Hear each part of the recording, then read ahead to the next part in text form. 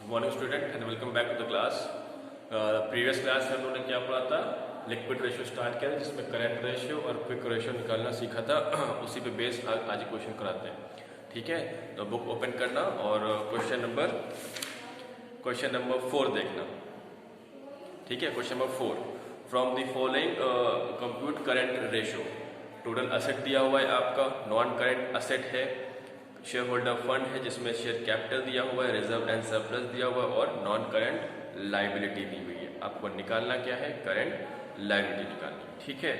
दिया क्या क्या होते हैं, ये क्वेश्चन क्या है, थोड़ा इनडायरेक्ट है। आपको इनडायरेक्टली तरीके से करंट असेट निकालना है और आपको क्या निकालना है, करंट लायबिलिटी, ठीक। तो फॉर्मूला लिखा हुआ है। अच्छा, आपको बैलेंस शीट याद है, थोड़ा रिकॉल करो बैलेंस शीट क्या होती है। बैलेंस शीट ये है, इधर क्या होता है, नॉन करंट असेट लिखा होता है, ठीक है। फिर क्या लिखा होता है, करंट असेट। तो आपको जो आंसर आता है वो क्या होता है, टोटल असेट या फिर टोटल लायबिलिटी उसको बोल सकते हैं। इधर क्या होता है, शेयर कैपिटल, ठीक। फिर रिजर्व एंड सरप्लस, ठीक है। फिर क्या है, नॉन करंट लायबिलिटी। फिर क्या होती है, करंट लायबिलिटी, ठीक है। और reserve and surplus and share capital को एक साथ इनका नाम होता है शेयर होल्डर फंड,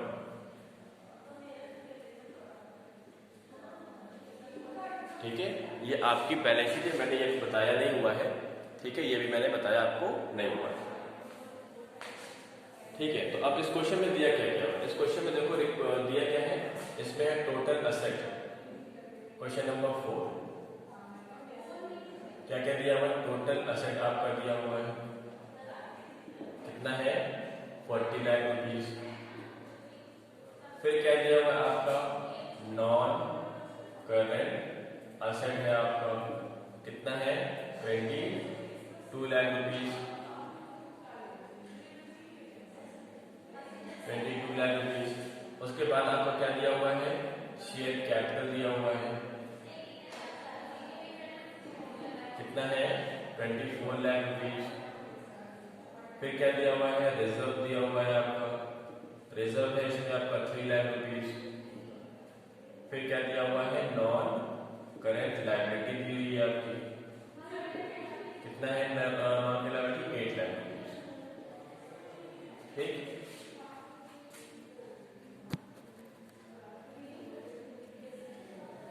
बात समझ में आई। तो देखो ये क्या है, इनडायरेक्टली दिया हुआ है, टोटल असेट दिया हुआ है। ये फिगर, यहाँ जो फिगर आती है इसको हम क्या बोलते हैं, ये असेट का कॉलम है, ये क्या हो गया, टोटल असेट। ये लायबिलिटी का कॉलम है, तो ये क्या हो गया, टोटल लायबिलिटी, ठीक है। तो टोटल लायबिलिटी और टोटल असेट हमेशा बराबर होते हैं। तो क्वेश्चन में दिया क्या हुआ है, ये आपको दिया हुआ है टोटल असेट 40 लाख रुपीज, ठीक है। और क्या दिया हुआ है, नॉन करंट असेट कितना दिया हुआ है, 22 लाख रुपीज। तो आप ये निकाल सकते हो ना, टोटल असेट में से सब्ट्रैक्ट कर दो नॉन करंट असेट, तो क्या आ जाएगा आपका, करंट असेट। तो आपका कितना आ गया, 18 लाख रुपीज आपका करंट असेट आ गया, ठीक है।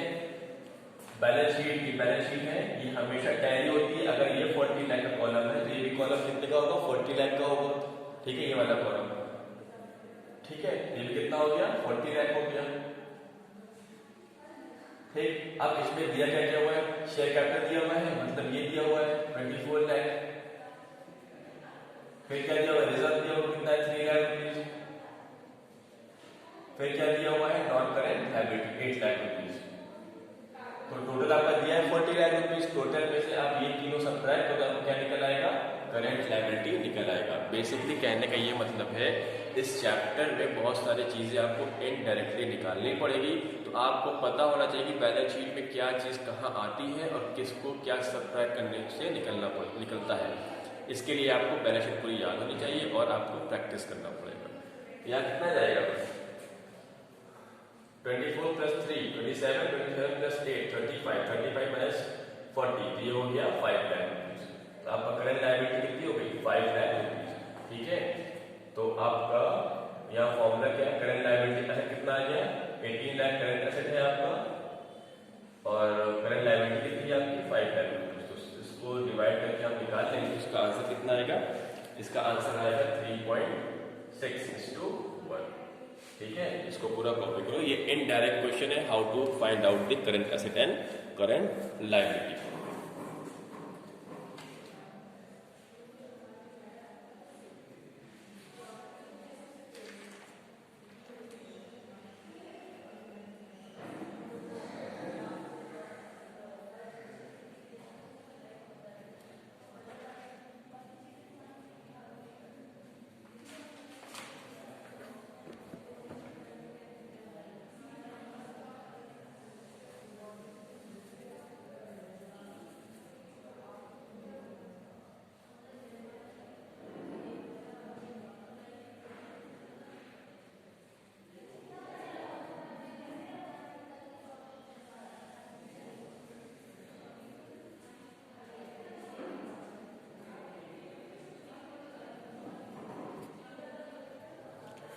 एक फॉर्मूला है जैसा उसको नोट करना, working capital is equal to current asset minus current liability. ठीक है, यहाँ पर एक थोड़ा सा फॉर्मूला है।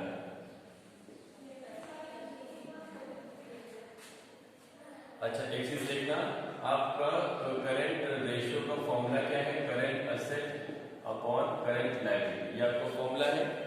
करंट रेशियो का फॉर्मूला क्या है, current asset upon current liability.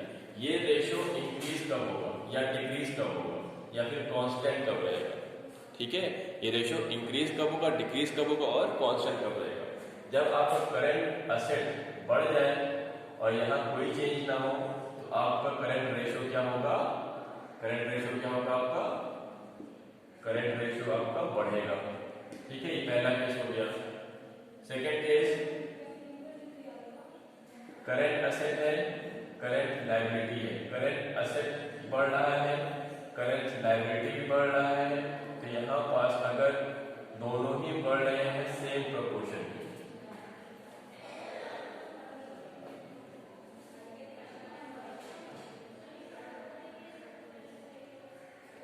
जब दोनों ही सेम प्रोपोर्शन में बढ़ेंगे तो तब भी क्या होगा, आपका करंट रेशियो क्या होगा, वो घटेगा।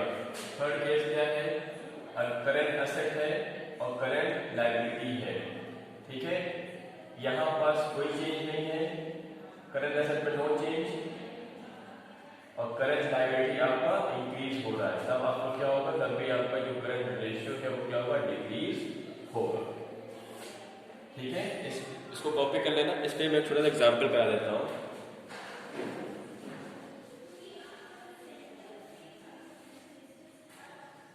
सपोज करो,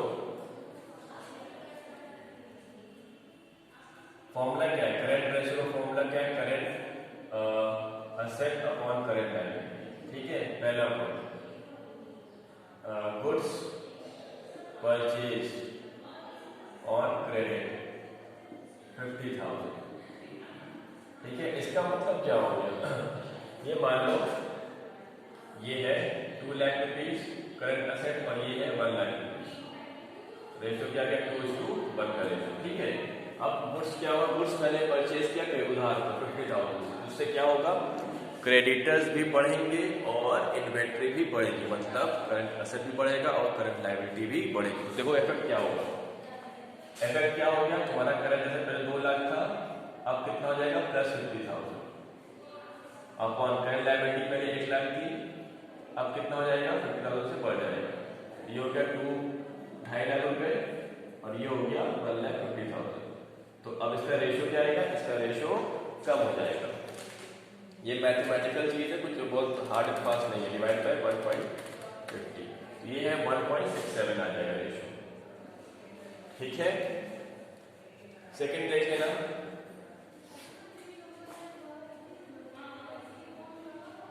सेकंड है goods purchase on cash for ₹80,000। ठीक है, अब क्या हो गया, मैंने गुड्स खरीदा और कैश पे किया, तो इन्वेंट्री आई और कैश गया, तो दोनों इफेक्ट कहाँ पास आ रहा है, सिर्फ और सिर्फ करंट रेशियो में ही, करंट एसेट में ही इफेक्ट आ रहा है। देखो कैसे होगा, पहले मेरा कितना था करंट एसेट 2 लाख और करंट लायबिलिटी कितनी थी 1 लाख रुपीज। अब मैंने क्या किया, गुड्स खरीदा तो 80,000 का गुड्स आया और 80,000 का कैश भी चला गया। इफेक्ट क्या होगा, ऊपर 2 ही लाख था और नीचे 1 लाख, तो कितना हो गया रेशियो 2:1। ठीक है, तो ये आपको देखना पड़ेगा कब करंट एसेट आपका बढ़ता है, कब आपका करंट रेशियो आपका घटता है। ये दिख नहीं रहा है क्या,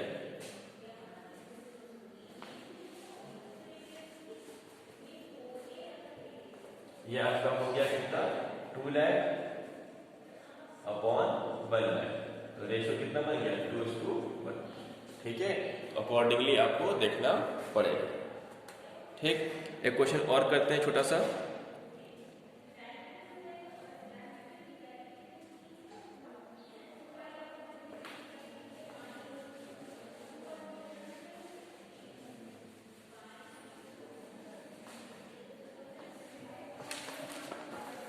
क्वेश्चन नंबर 14 ए देखना। A firm had a current asset of 4,10,000. It then paid creditors of 50,000. After this payment, the current ratio was 2.4:1. Ascertain the amount of current liability and working capital after the payment. तो दिया क्या क्या हुआ है, question number 14 ये क्या क्या है, करंट असेट आपका दिया हुआ है, कितना है करंट असेट है 4,10,000,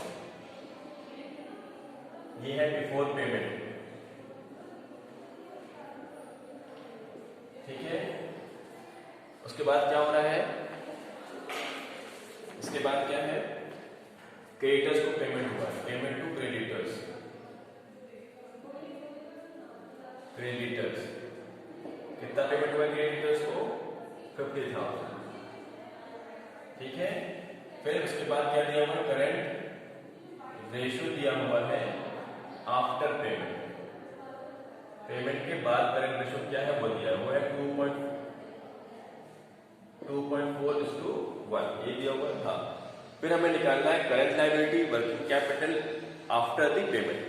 तो ठीक है, तो हम क्या निकाल रहे हैं, करंट रेशियो आफ्टर पेमेंट का फॉर्मूला क्या होगा,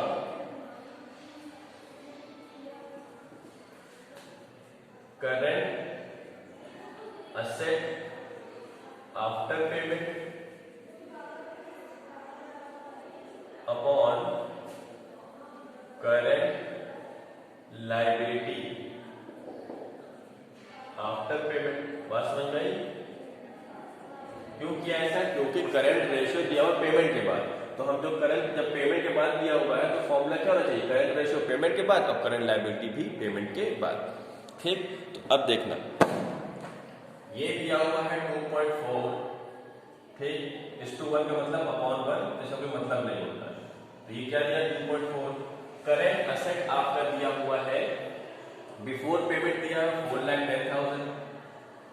ठीक है, और हमने कितना पेमेंट कर दिया 50,000, तो मेरा कैश कम हो गया ना, तो अगर 50,000 सब्ट्रैक्ट कर देंगे तो ये मेरा क्या आ जाएगा, करंट असेट आफ्टर पेमेंट, तो ये आ गया मेरा 3,60,000। ठीक है, अब करंट लायबिलिटी तो दी नहीं है बिफोर पेमेंट, तो हम क्या मान लें, एक्स मान लें, एक्स मान लिया, और क्योंकि हमने क्रेडिटर्स को पेमेंट किया है तो मेरा 50,000 से क्रेडिटर्स भी कम हो गया। ठीक है, ये कितना आ गया, x माइनस 50,000। बात समझ में आई। ठीक, तो क्या निकला आपका 2.4 is equal to 3,60,000 upon x minus 50,000। अब क्या कर दें, क्रॉस मल्टीप्लाई कर दें, तो कितना हो जाएगा 2.4 with in bracket x minus 50,000 is equal to 3,60,000। इतनी तो मैथ सबको आती होगी। 2.4 into x 2.4x minus 50,000 into 2.4, तो ये कितना आएगा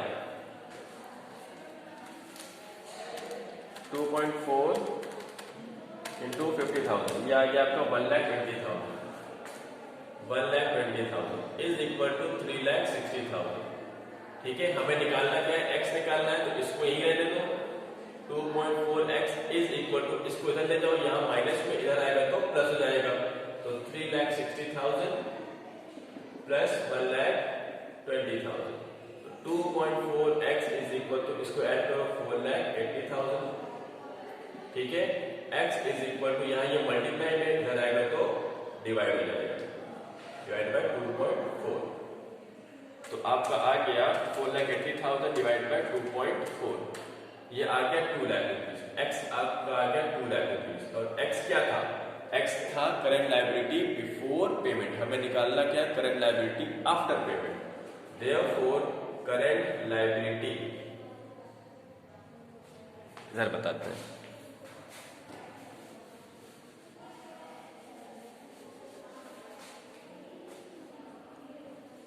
therefore current liability after payment is equal to 2 lakh rupees minus 50,000, यह आ गया आपका 1,50,000। ठीक है, अब क्या निकालना है, वर्किंग कैपिटल। तो इसका फॉर्मूला क्या है, current asset minus current liability. तो करंट असेट कौन सा लेंगे, आफ्टर पेमेंट, कौन सा है, 3,60,000, और करंट लायबिलिटी आफ्टर पेमेंट क्या है, ये 1,50,000। तो कितना आ गया, 2,10,000। ये आपका आंसर। ठीक है,